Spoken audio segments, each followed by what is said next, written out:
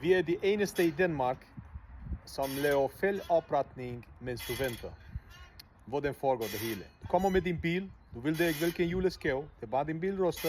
Vi undersøger alle dine fælge med afbalanceringsmaskinen, og den som er skæv, vi kan lave fældeopretning.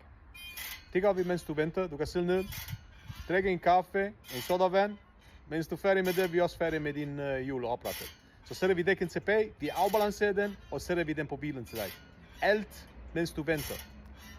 Næste fældopretning er en årsfæld, som er blevet rigtig skæv, men vi har rettet den, og kunden er glad.